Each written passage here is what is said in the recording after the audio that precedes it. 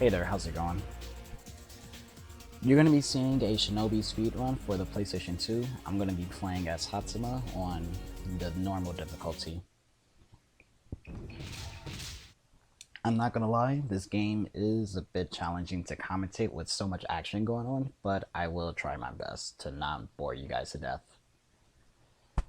The first stage we have coming up is stage 1A. Not really a lot to talk about, it's a pretty straightforward stage. You kill the enemies that's in front of you and you proceed to the next segment. You can one-shot enemies in this stage by hitting them in the back since you do double damage, and that's the fastest way to progress because we don't have Akujiki yet. Akujiki doesn't get awakened until stage 2A, so we're gonna have a while before we get him.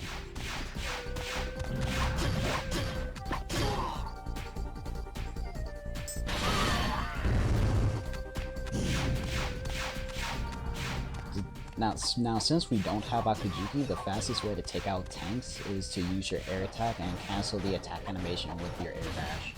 And just loop the two moves back and forth. You attack a lot faster in the air as opposed to on the ground, and there's very little recovery between each attacks.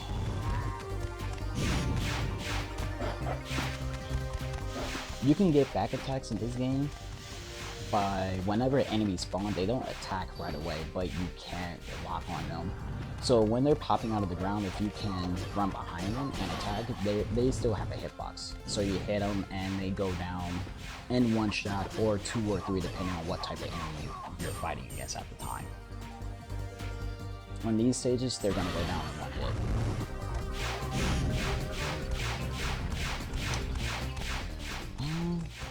There are two major segments in this game. You have an A segment, which is what you're watching right now, where you progress from one end of the stage to the other, killing off certain waves of enemies, and then you have the B segments, which are, for lack of a better term, break the targets.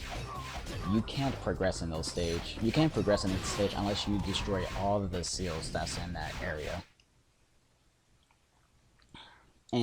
But the trick to that stage is that you don't have to fight a single enemy unless it stops you from fighting the boss of that stage or whatever.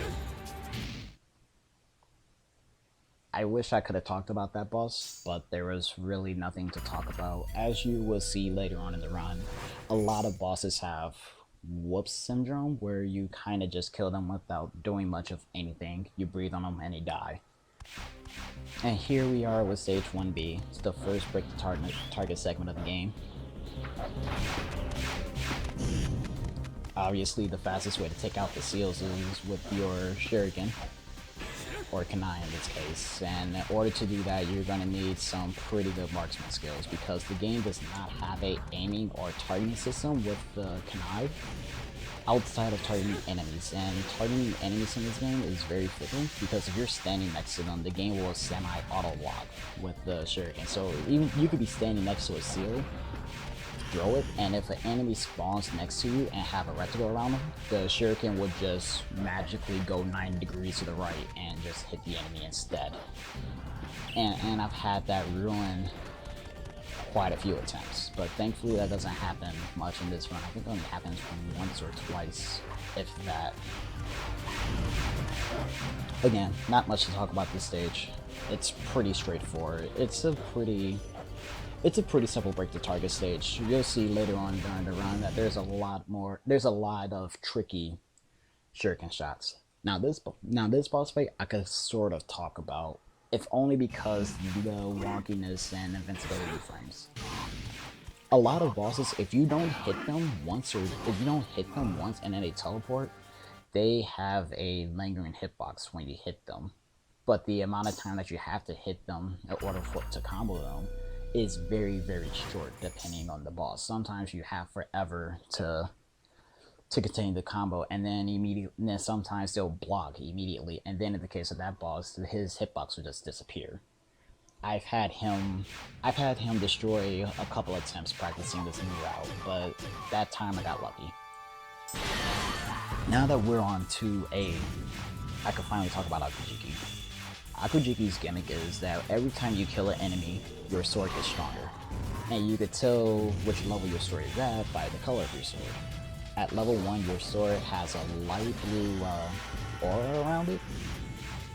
That means it's at level 1. You can still take out quite a few enemies easily with the level 1 sword, but at level 2 and level 3, that's when the sword gets really overpowered to the point where you can one-shot almost any scrub enemy in the game and most bosses depending on the setup. At level 2, your sword glows light, like a light red, sort of pinkish tone, whereas in level 3, your sword is dark red. At that point, at level 3, you're destroying bosses. Now, in order to get the levels, if you kill any enemy, if you kill up to 3 enemies, your sword will be at level 1. If you kill 4 of the 5 enemies, your sword will be at level 2 with it glowing pink. And at level 3, you have to kill anything between 6 and 7. Once you kill 6-7 enemies, it can't get any higher, but it's at the max possible level. Now, another attack that you'll see me do later in this stage is the sword charge. The sword charge doubles the damage on top of whatever sword level you're at. So if you're at level, say 2, with the sword charge, you can essentially do level 3 damage, even though you're not at level 3. It's a kind of interesting gimmick. And not only do we use the sword charge to close the gaps between enemies and to armor break enemies, but we use it for movement. But that's not until 4B, where we skip about 90% of the stage, or 95% rather. And that's the sword charge I was just talking about earlier. The Tengu, they like to block if you hit them up front, and they have a guard stance. Well, the sword charge just goes right through it for free.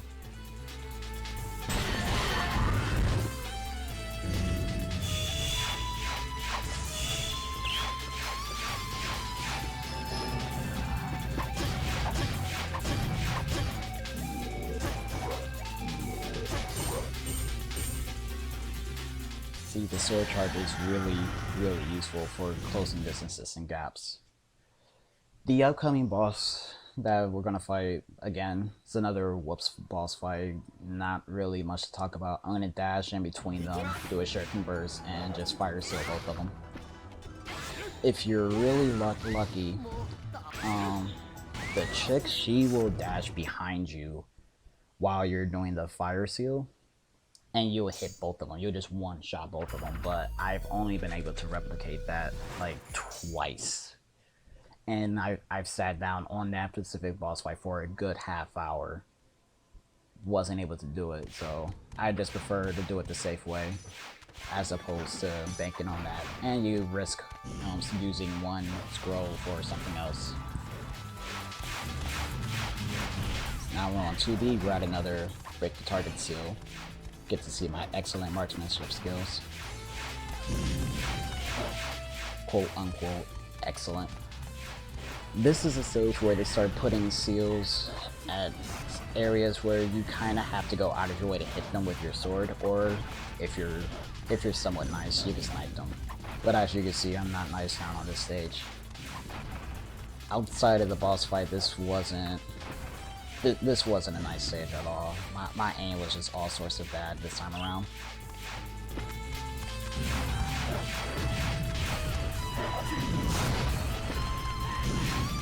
This stage boss fight, we get a run back with the flaming helicopter. This time we actually see him do a couple attacks. What he'll do, he'll fire the machine gun and he'll also shoot missiles at you, but the odds of him shooting missiles is pretty low. The amount of time I've run this game, the amount of times I ran this game, I could count the amount of times he shot missiles at me on one hand. But when he does shoot missiles, you do so much damage, and it saves a lot of time. I think he does it on this run, but it's until he's almost dead, so it didn't really help me as far as time goes.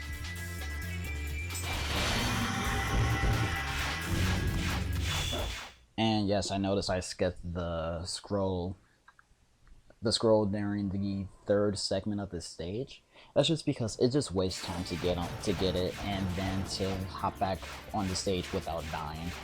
And it doesn't really add much to this boss fight. Like the amount of time that you spend getting that scroll and continuing with the stage doesn't make up during the boss fight, so you're better off just skipping it. Yeah, this boss fight had pretty bad RNG with the boss's movement.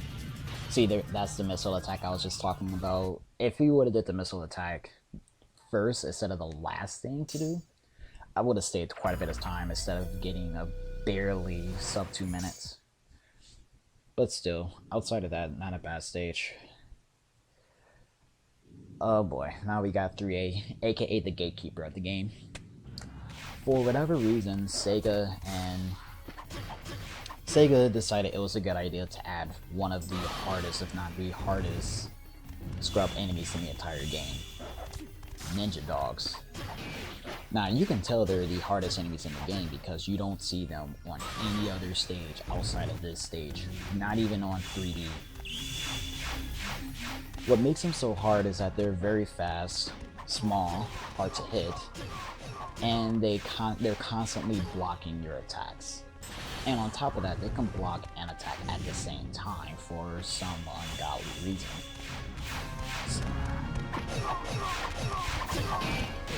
See? It's like that. So what you have to do is, the easiest way to kill them would be to just kick them and then attack, but that takes so much time, and you have to worry about other enemies trying to hit you. So what you're better off doing instead of kicking them is to teleport behind them and then attack, as opposed to kicking them. Or if you have shurikens, you could do a shuriken burst and just take them out that way. That was a nice setup for the sword charge. Normally I only get about 2 or 1 of the enemies, but the game was nice enough to give me all 3 of them. I mean, to give me 3 of them out of the 4.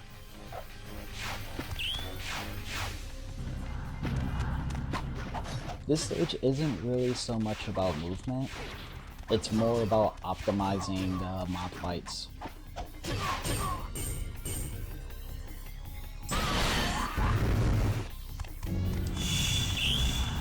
Like, if you could optimize each mob fight and get good drops on your kunai, you can get 3 minutes 30 seconds on this stage. It's not hard. I think my best time on this stage was 3 minutes 25 seconds. But despite the less than stellar beginning of the stage, I still squeaked out a pretty decent time. The kunai that I dropped on the last segment really helps, as you'll see on this segment right here. I can just easily wipe out the ninja dogs instead.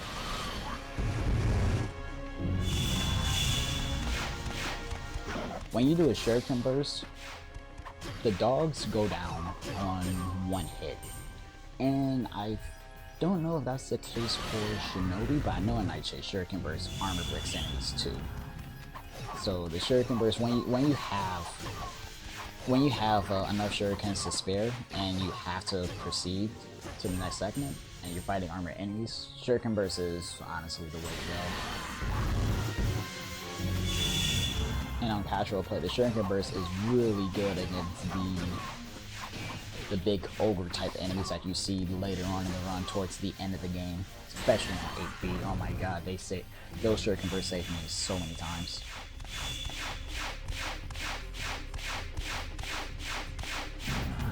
I'm still doing, despite having half health, I'm still doing pretty good on health. The game doesn't have randomized health drops. All the health drops in this game are pretty set. Usually bigger enemies like tanks and ogres, they drop health drops. The only drops that are randomized in this game are the shuriken drops. This game is actually somewhat stingy with shurikens. Like, there was some times while I was running this game, I went throughout the entire stage without shurikens outside of the sets that I find. And you do find some, but they are few and far in between, especially in this stage. And when you do find them, you have to sit on them for the upcoming boss fight because it makes controlling the mobs so much better. So much better and more convenient.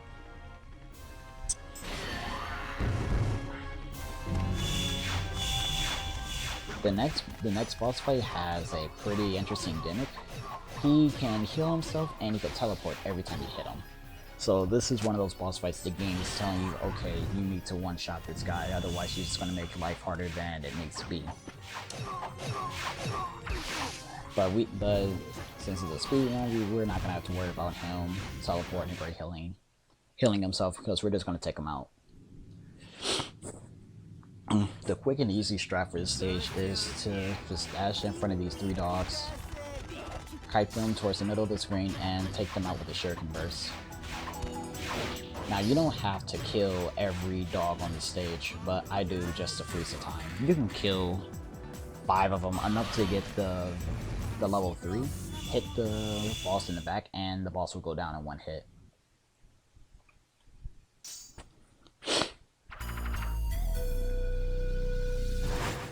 See, 347, not a bad time for the stage despite the rough beginning. I would have opted for at least a 340, but I'll take it.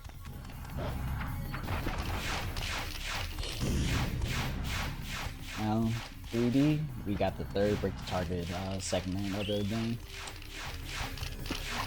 This break the target segment is pretty much nothing but sniping. Yes, imagine sniping with no scope in a game that has a very wonky aiming and targeting system. Sounds fun? Good, because it isn't.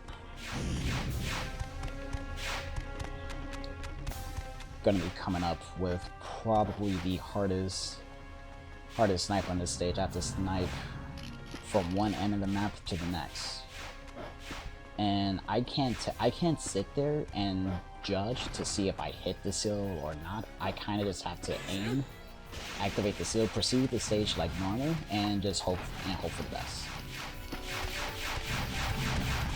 Audio cues in this game are pretty important, especially on this stage, because you need to hear whether or not you destroyed the seal or not, and you can tell if you hit a seal or not with the kunai, with the different sound effects. You either hear like a soft little smash or a loud clank. If you hear the loud clank, that means you missed. And depending on what seal you were aiming for, if you were aiming for the long range seal, before I activated the lightning scroll, that means that's a restart. That's either a restart or you try it again. But if you hear the smash, you can just proceed to the stage like normal.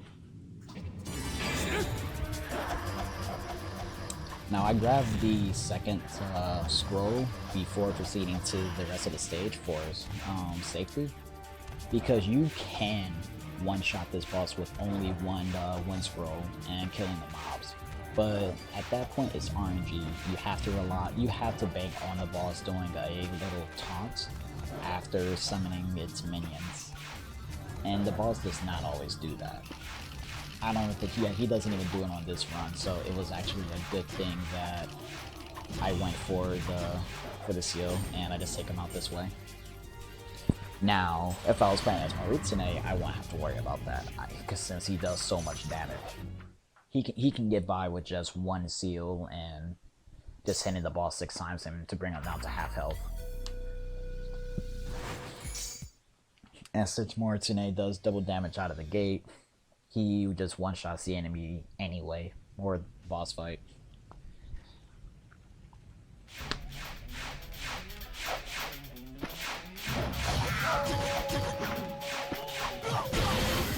Stage 4A, I think, is a pretty cool stage. I like the music, I like the atmosphere, and the mob fights in this game are pretty fun too. They don't take up a lot of time, and when you set up your sword charge in a way where they are just lined up in one neat line, it's really satisfying.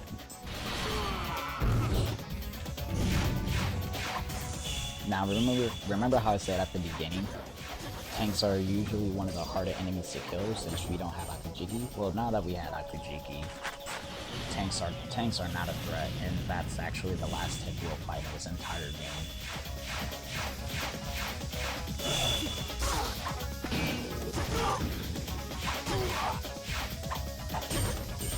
See what I mean? Got the enemies all neatly lined up and all that good stuff. Was able to take them out with relative ease, as opposed to trying to take them out in the air, having to deal with the wonky auto targeting system.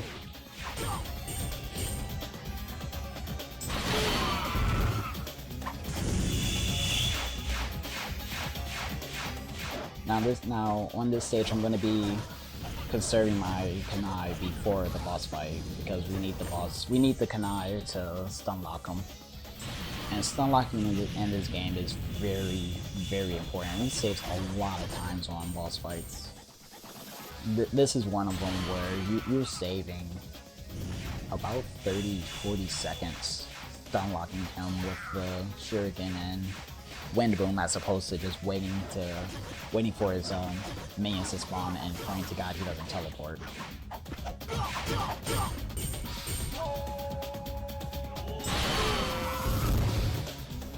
Also, this boss, his invincibility is a bit more consistent. When you hit him in the back, he reels back really far, and before his invincibility kicks in, you can throw a shuriken at him and stun lock him. So what you do is you hit it with the wind boom from the back, throw a shuriken, dash behind him, hit it with another wind boom, you rinse and repeat. Like one of the few bosses that has consistent invincibility outside of Ageha on stage 7A.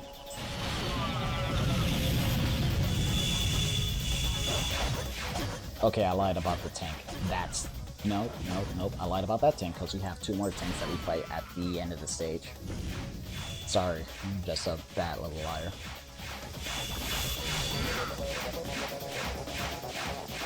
If I was doing a individual level run of this stage, I would actually be grabbing the scrolls and using the lightning seals to progress through the stage, but since those take up a little bit of time, I'm not gonna bother. It would be worth it if I was able to use both of them and not waste any time getting back on track to the stage to kill the boss. But since I can only use one of them anyway, and it's pretty out of my way, I just don't bother. I stand here for a bit and wait to see what attack the boss is going to do. Because sometimes he won't immediately attack you, he will teleport if the boss wants to be a dick. But this time the boss was really cooperative with me, and whoops, there goes another boss fight. Did the exact same thing I was talking about earlier. You dash behind him, hit it with a wind boom, throw a shuriken, bam, rinse and repeat. 2 minutes 43 seconds. That's not a terrible time, but not the best time either. I think my PB for that stage is 2 minutes 35 or 36, one of the two. Now you're going to witness the only skip in the game, where you use a sword charge to zip over the lava and onto the other side, and we just skipped 90% of the stage.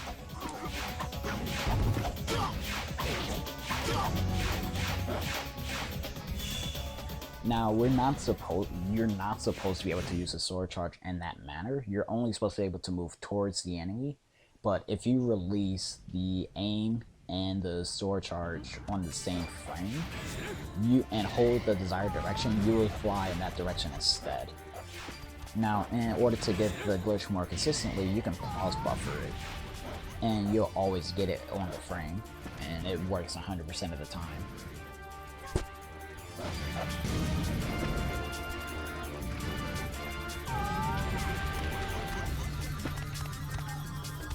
This boss, unfortunately, is not a Wolf's boss. We actually see this boss play the game, and she can run a run for 2 reasons. One, her AI could just not cooperate with you, and she will fly across the stage, setting the only safe spot you have on fire. Or, get this, or she can make her minions explode, which means you can't one-shot her on the first cycle. You have to wait for another cycle in order to finish her off, and at that point in time, you wasted about 20-25 seconds. And at that point, if you're going for a world record, that's a restart. You can't make up that time, or you can. It is just really, really hard. Now we get to the second half of the game, the half of the game where Sega decided to be really, really lazy with this level design. See, for the first half of the game, the pattern was you do a stage, you fight a boss, you do a stage, boss, break the target stage, and then a boss. That was from stage 1A to 4A. Now what we're gonna be doing is stage, boss, 5B, we're gonna fight a boss, stage 6A, whatever, boss fight, and then 6B, another boss fight. 7A, we're gonna do a normal stage, 7B, a boss fight. That pattern goes on all the way up until 8A, where it goes from stage, no boss, stage, hardest boss fight in the game.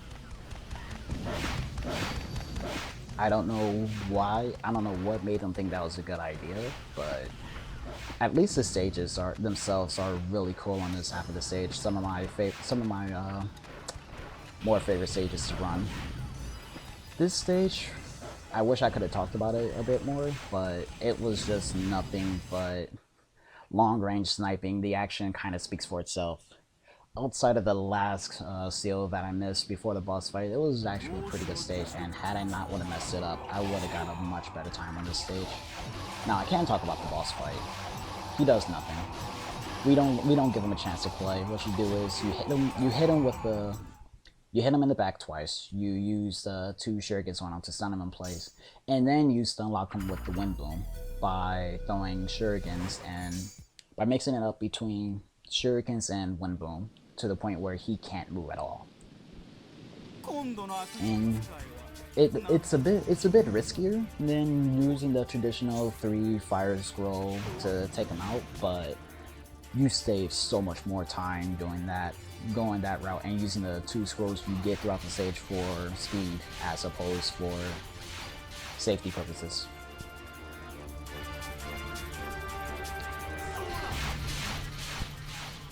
The 5B boss is just annoying. There's nothing about this boss that I like. He has a very crappy gimmick. He has crappy mechanics, crappy minions, crappy patterns. Just nothing's fun about this boss fight. He too can also ruin your run, because when he attacks, after he attacks, he can do one or two things. He can do another attack, or he can teleport. And depending on where he teleports, if he teleports on top of the pillar, he won't attack you, or you won't summon his snakes. So what you have to do at that point is you have to hit him and force him to teleport, and hope to God that he prays at a different spot. Now, the trick that you just saw me fail to do, you can kill all of the snakes in one sword charge, and then kill the boss before it even gets a chance to do its little ice beam attack. And you get that off, you shave off about 10 seconds from the time that I got. And even if you mess it up, you can still salvage the boss fight just by killing the boss normally.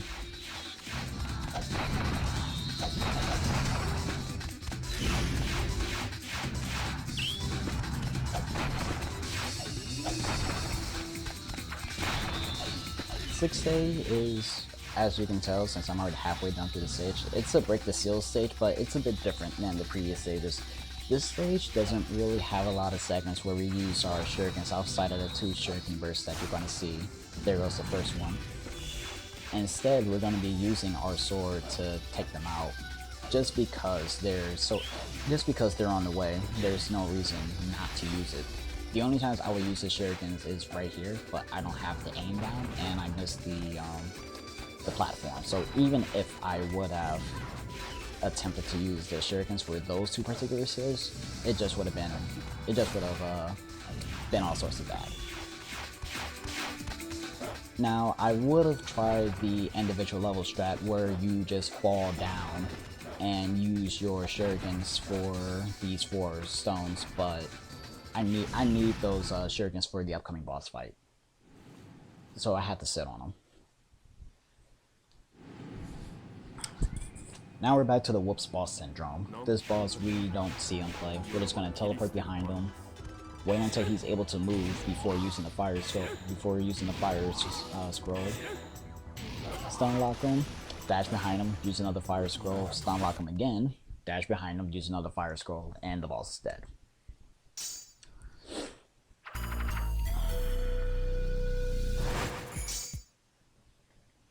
There's a few individual level strats where you stun lock the boss with not the kunai but the sword, but I sat an embarrassing amount of time trying to do that, and I was never able to get him off.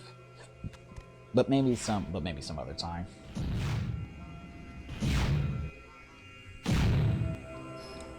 The 6B boss with Hotsuma, there's not much we can do. We just have to wait for the boss to summon all his minions before we try to attack him. But with Marisune, you can do an individual level strat where you kill the boss with 4 minions instead of waiting for it to summon his traditional 8. And with Marisune, you save 15 seconds and instead of 36 time, you'll get 21 seconds, which is really good. With Hotsuma, you can do the strat, but you don't save anywhere near as much time. You only save about 5 seconds instead, and there's a high chance of messing it up since the game will troll you into attacking the other way randomly after dashing at the enemy. So for Hotsuma, we'll just play it safe and just take out the traditional 8 minions.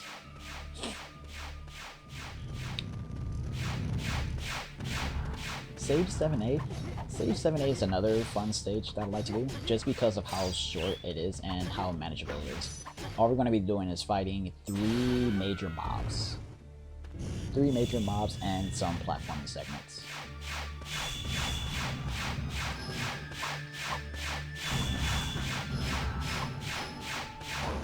The Kunoichi that you fight on this stage, they can be a bit annoying because they could throw shurikens that stun you in place and can really ruin your tate. And they've also ruined a couple of my runs on this stage.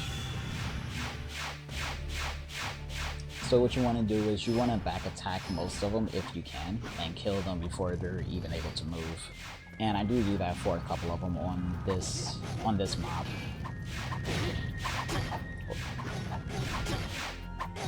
And for the last, I'm going to use the sword charge and see. Otherwise, if the Kunoichi didn't throw her kunai, I would have already hit her. I would have flown across the stage and hit her at the last second. Thankfully, however, she was the only one standing, and I still had quite a bit of time on the sword before it would have reverted to level 0. Now, this particular mob, I was scrabbling towards the end of it. I think it was because I was fighting with the targeting system more than anything else, but you will see that yeah, he's struggling. Like this is one tate segment you don't want to ruin, because these Tengu, since these are the last sets of Tengu they fight, they have a lot of health to the point where you're not making up the time lost even on the boss fight. So it's a very important tate segment to get. This boss is our last boss of the game. We're just gonna stun lock her. Now her invincibility rules are very different as opposed to every other enemy in the game. If you hit her 3 times in the back and then throw 2 shurikens at her, she won't have any invincibility and you can loop her to death. Her hitbox will still linger out and she doesn't get to play, just like how you just saw. 214 on 7A. I think my personal best was 210. Anyways, now that we fight Moritsune for the final time, this time he's just... Sometimes he's really easy, and other times he's the run killer. Now, when we first fought him back on 1B, I say he has some of the most random invincibility in the game, and that still holds true to 7B. You can hit him as little as 2 times or up to 7, 8 times in the back. It's just completely arbitrary, and you can tell when he's going to attack because you at that point you're swinging for the fences, and all of a sudden you're missing, and he will teleport behind you. Now he also has another phase, and I don't know if this is a glitch or not, but for whatever reason, he would just dodge literally everything. He could stand in place for 3-4 seconds, you teleport behind him to attack him, and then all of a sudden he's behind you and he's attacking you. I don't know if that was intentional or not, but thankfully it didn't occur on this run. But despite that, a 54-second time on 7B, that's not good. That's easily the worst time I've had on this run. Like, on average, I do about 44 or 45 on that boss.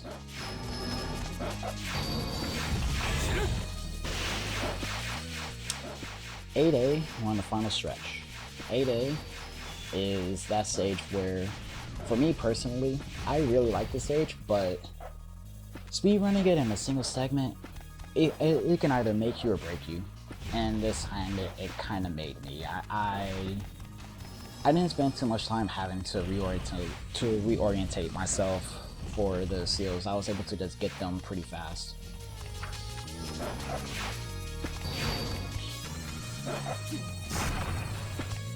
But this segment, you do a combination of attacking the seals with your sword and a lot of sniping. A lot of sniping. But thankfully, with the new route that I tested out, I didn't have to worry about summons having to get out my way and taking up my kunai. On this stage, if you cross a certain part of the segment, part of the stage, minions will spawn and they start attacking you. But if you move around or under a specific spot on the stage, they won't spawn at all. It's not really something that's prevalent in this game, but it's definitely prevalent on Nightshade.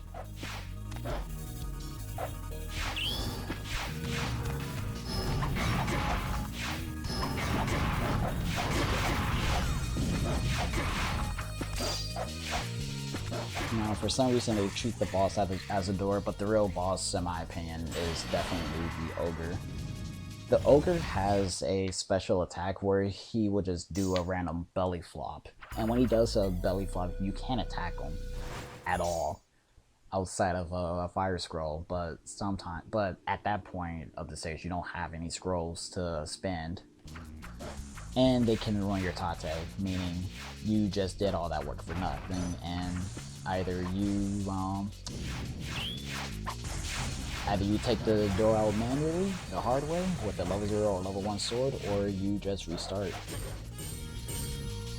You restart the game and you run it back. 8B, pretty sure this is no one's favorite stage. Easily the longest stage in the entire game, even as far as speedrunning goes. And yes, there goes my wonderful marksmanship. My wonderful no-look marksmanship.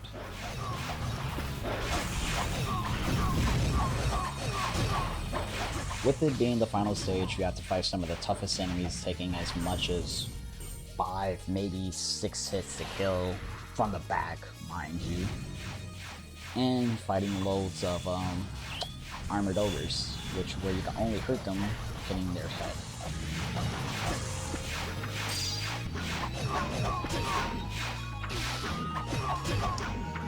This stage, it's very important to hit as many enemies as you can on the back, just because of how tanky they are.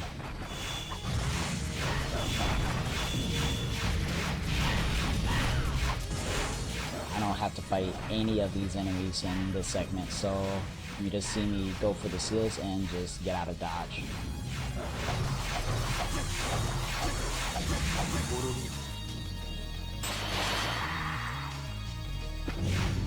Oh yeah, one thing I failed to mention throughout this entire run is whenever you perform a Tate kill, projectiles and items, they still act as if it's real time, so the projectiles on screen, they still move. And it's pretty funny watching you get a Tate and then just having a fireball randomly explode during the Tate. But it works both ways. During the Tate, items such as shurikens and health drops can disappear, and needless to say, it's annoying. It's a problem in both this game and Nightshade.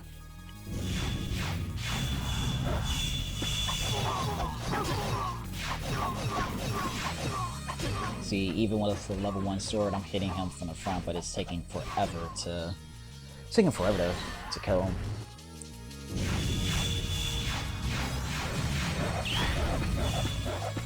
Oh yeah, now, I don't think it wasn't so much of a problem during this run, but enemies, mostly the ground grunts, your fellow Ouroboros clan members, they can dodge and do cartwheels and stuff, and those cartwheels have insane amounts of invincibility to the point where you are literally whiffing for strings because of it.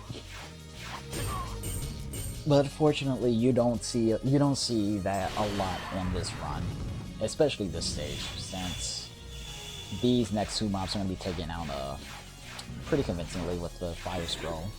And the reason why I'm so liberal with the Fire Scroll is because I'm going to get another one right before the final boss fight.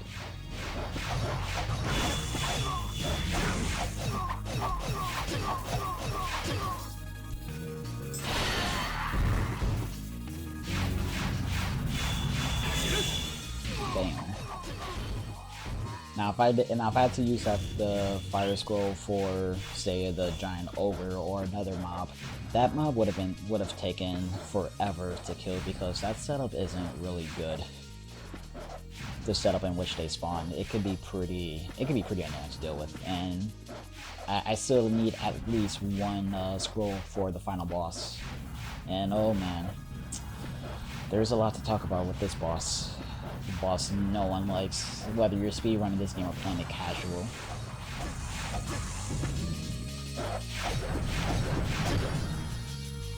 The upcoming boss fight has 2 stages. One stage is worth talking about for all of 2 seconds. When you hit him, he disappears and he does an attack. You see a preview of each attack he's going to do. The second stage is a stage worth talking about.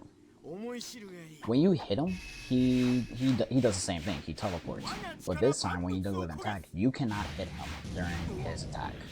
Meaning, you can level up your sword to level 2 or level 3, do a lot of damage. Potentially, or even one-shot him. But a lot of the times, he will decide to counterattack you right in front of you, meaning you just wasted 2 to 3 minutes getting those sword levels, and now you have to either push on or restart if you're going for a world record run. But I'm going to offset that. I'm going to offset a lot of his movement options just by randomly kicking him, and I can't believe after playing this game for so many years, I can't believe I'm just now thinking of this.